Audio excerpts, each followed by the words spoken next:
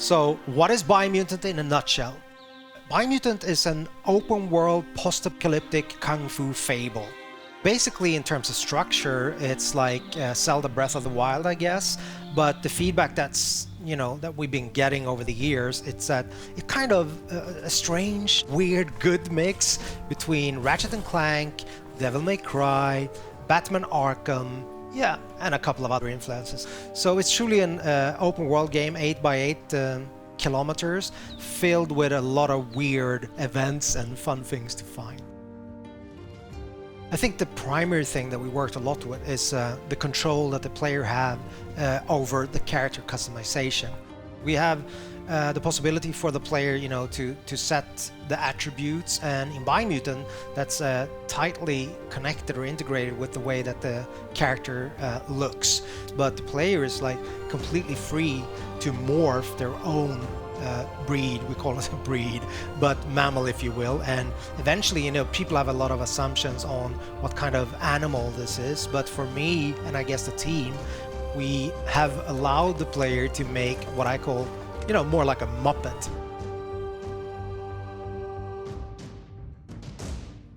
And with character customization, it goes all the way down to crafting bits onto your clothes or hats or pants or whatnot. I guess the most important thing is the arsenal of the weapons. I mean, it's an action role-playing game, right? So we're focusing on the action parts of, the role-playing aspect. Each part that you can find for weapons and gear also comes with like a material, a quality aspect, so they can be more damaged or of a higher quality material.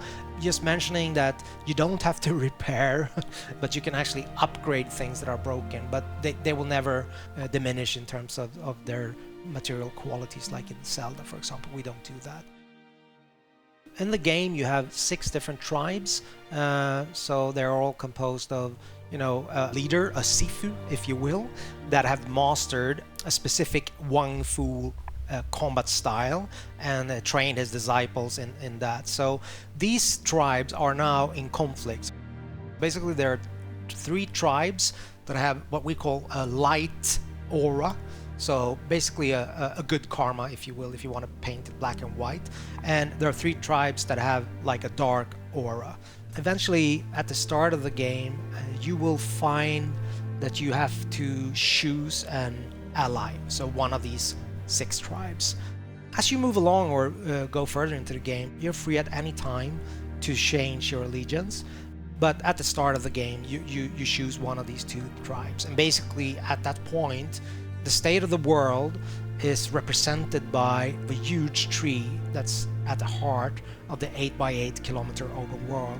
So it's a representation of the world either going under or the world surviving. So this is all tied to the tree of life.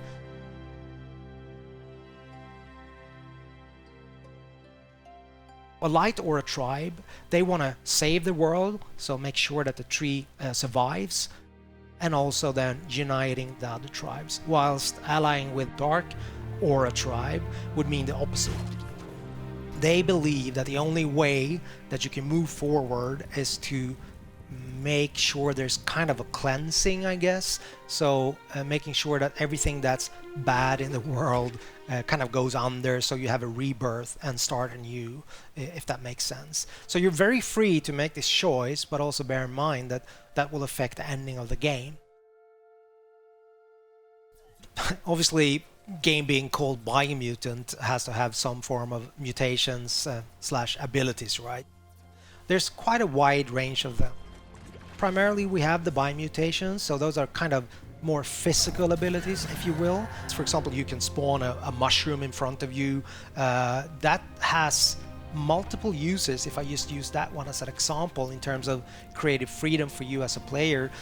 Combining this jumping up on the mushroom with, let's say, just electricity shooting out from your fingers, like the Emperor in Star Wars, or once the character is airborne, like your enemy, just going up there, unleashing some other kind of strange abilities. I don't want to go into all of them.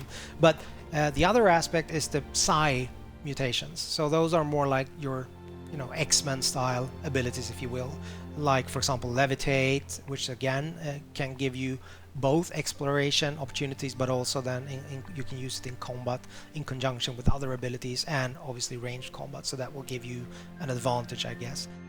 You're wanting to keep on exploring the world because you're wondering what's going to be around the next corner. And I guess the hope that we have as a group, as a team, is that that's going to be the unifying factor in terms of people playing the game and giving us feedback, that it's notable that the game has a soul or a vibe that is a little bit unique and special. That's my highest hope for the game, I guess.